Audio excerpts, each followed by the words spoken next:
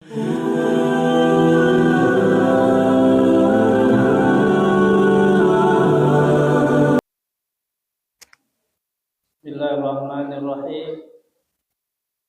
Assalamualaikum warahmatullahi wabarakatuh.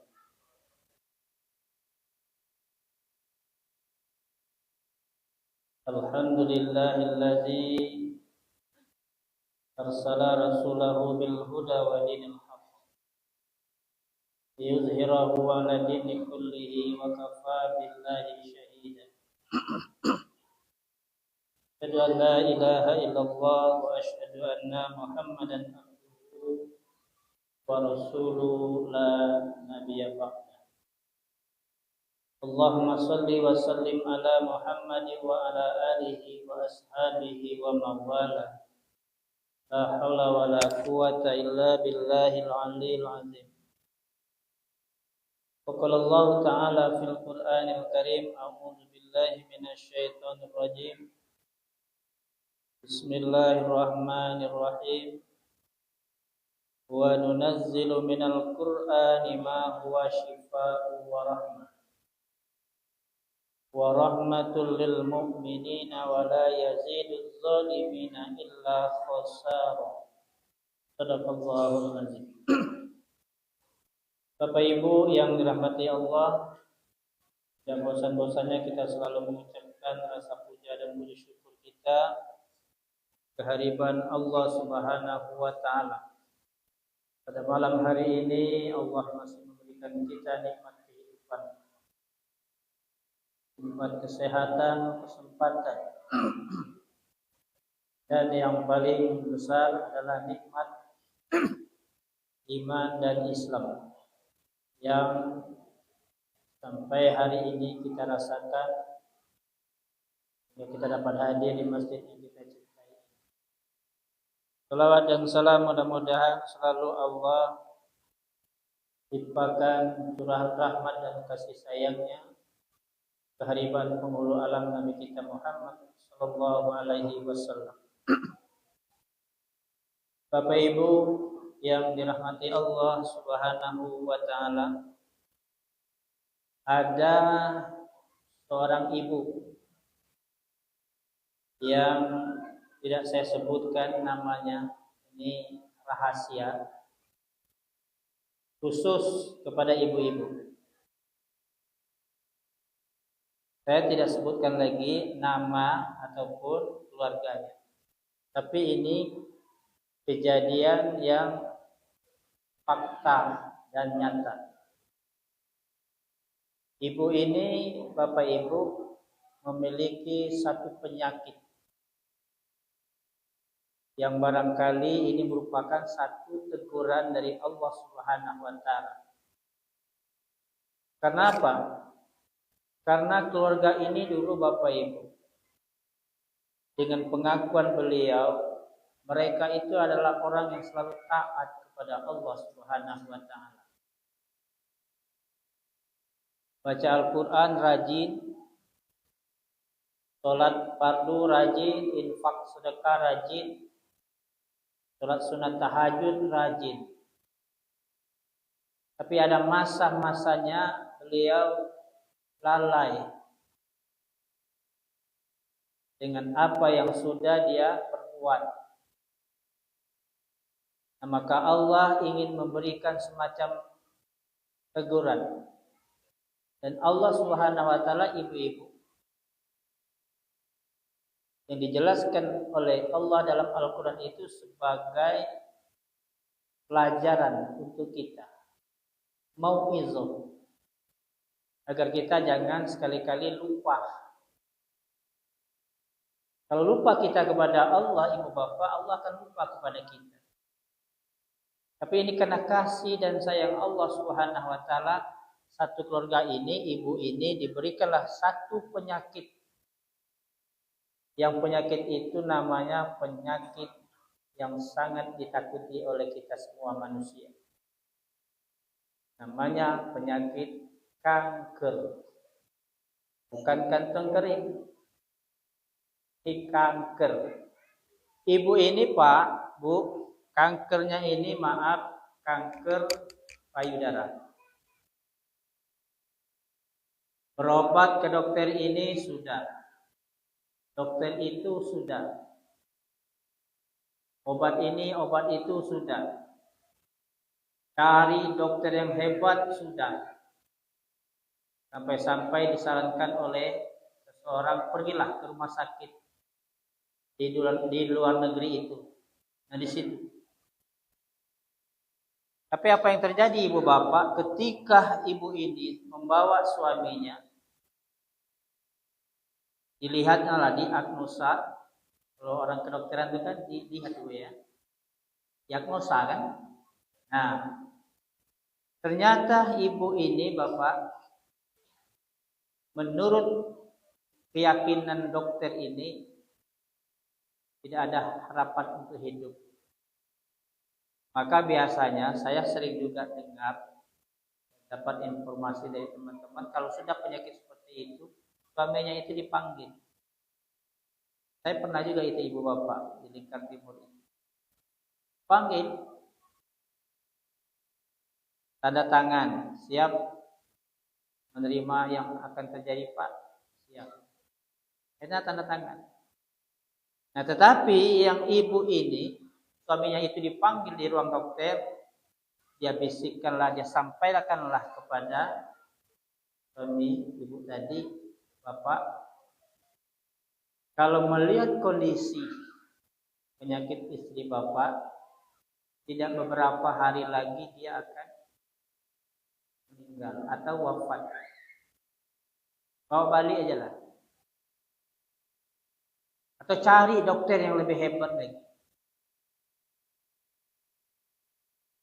Tapi apa yang terjadi ibu bapak?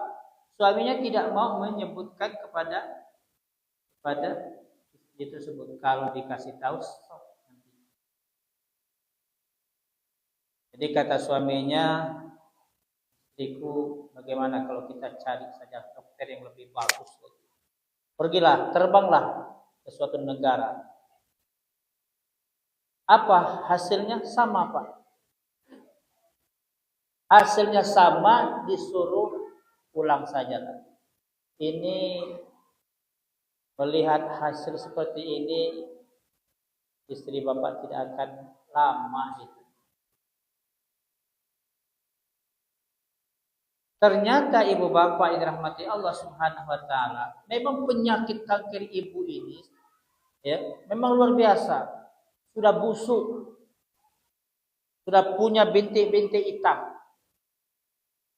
Nah, inilah yang membuat dokter tadi tidak bisa dan tidak mampu untuk membuat semacam pengobatan. Ternyata Bapak Ibu, Allah itu Maha Pengasih, Maha Penyayang. Ya. Dia teringatlah ibu bapak, selama ini Bu katanya, kita ini sudah lalai. Kita sudah lupa dengan Allah. Kita banyak harta, kita banyak kekayaan, uang kita ada, mobil kita ada, tapi kita sudah lupa dengan Allah. Ibadah kita lupa. Nah bagaimana? Kata suaminya tuh, kita berangkatlah melaksanakan umroh. Kata istrinya, kalau seperti itu, wahai suamiku, bagus juga lah kita pergi umroh. Ya ini keinginan ibu ini agar dapat dia laksanakan ibadah di depan Ka'bah. Dari hasil nanti ini ibu, cerita ini, kalau kita memang nanti memiliki harta yang lebih, haji belum tahu lagi ini 10 tahun, belum tahu. Kalau ada uang pergilah umroh. Nah disitulah kita ngadu. Kita minta kepada Allah, istighfar kita kepada Allah. Akhirnya ibu bapak, ibu ini dan keluarganya berangkatlah umroh. Tidak lagi balik ke kampungnya dari luar negeri itu, dia langsung. Namanya orang kaya Pak. Ya? Kalau orang kaya itu murah ya. Yang penting ada uang. Berangkatlah bapak ibu sekeluarga ini. Berangkat dia umroh. Dalam hitungan beberapa hari itu ibu bapak, dia minta izin kepada suaminya, wahai suamiku, aku mau mengadu kepada Allah Subhanahu wa taala tentang penyakitku ini. Nah, kalau aku tidak pulang, aku masih berada di masjid. Aku ingin minta ampun kepada Allah Subhanahu wa taala. Apa yang terjadi, Pak?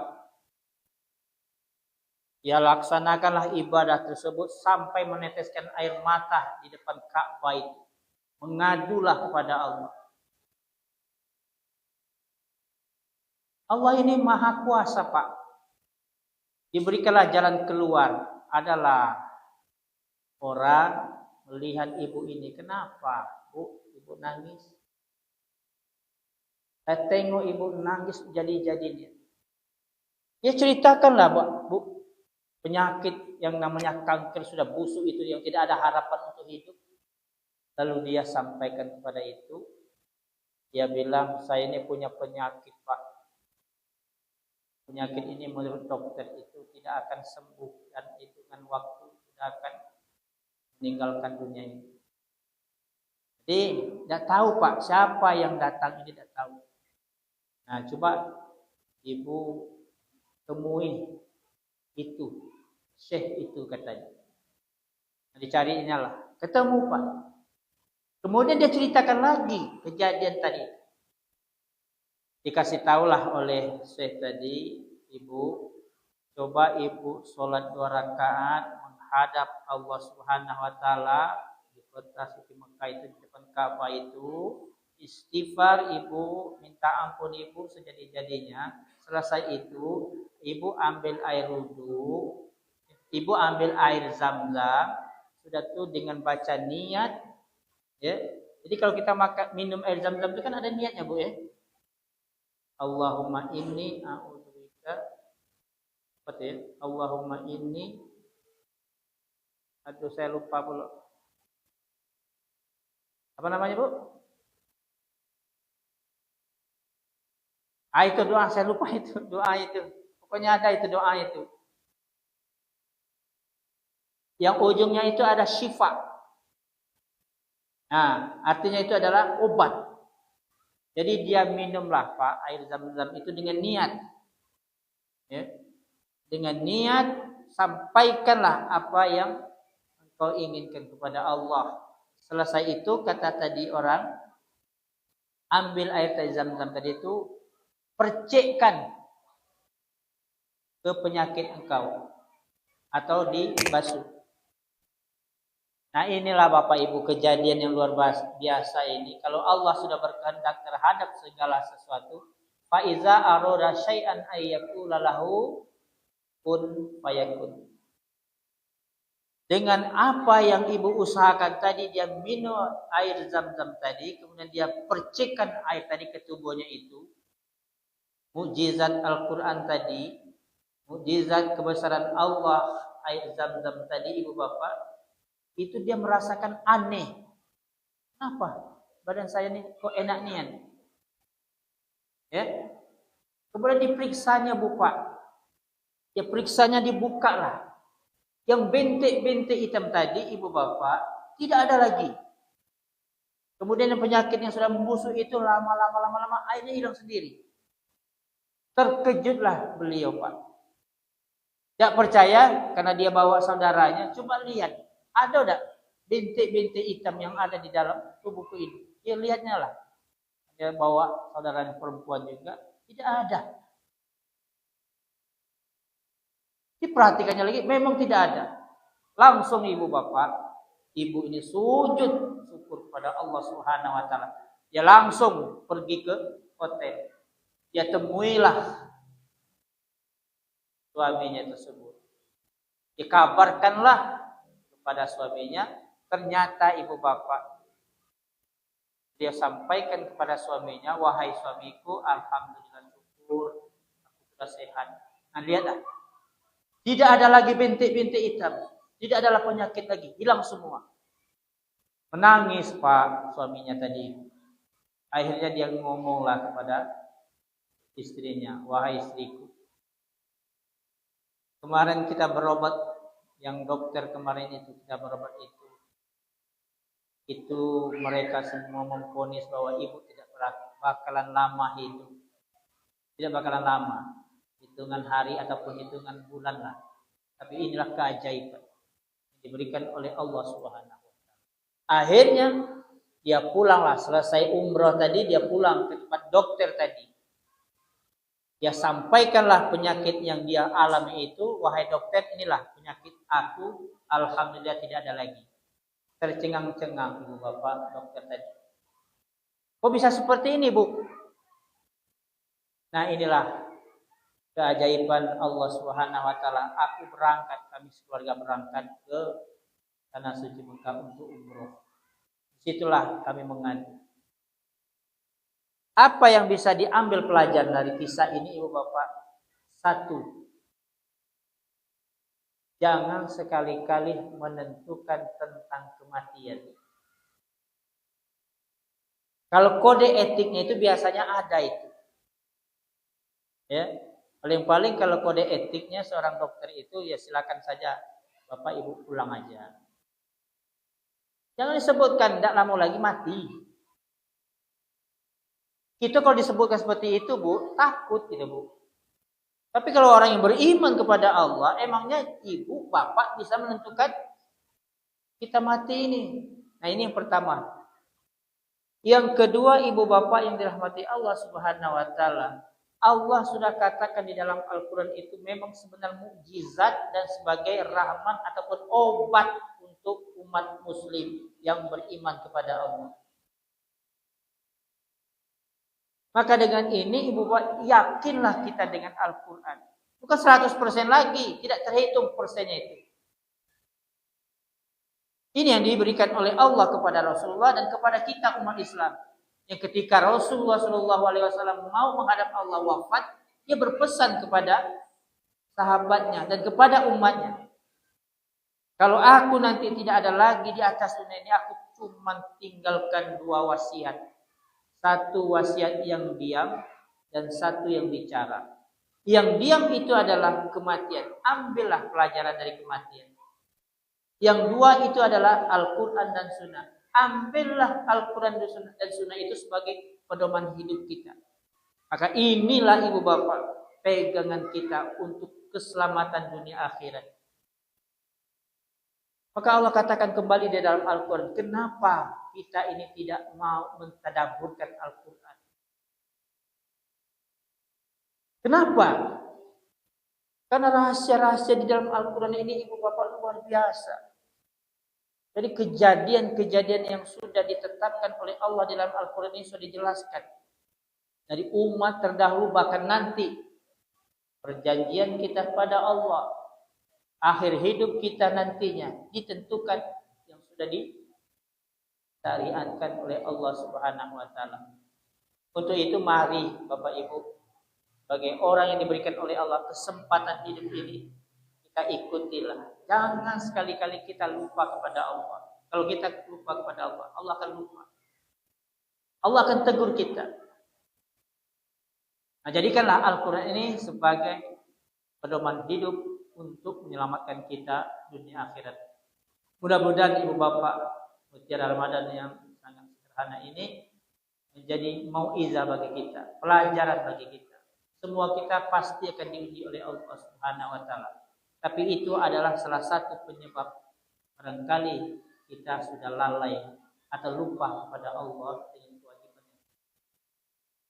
Selalu kita berdoa kepada Allah, kita selalu istiqomah apa yang sudah kita yakini di dalam agama kita. Banyak maaf.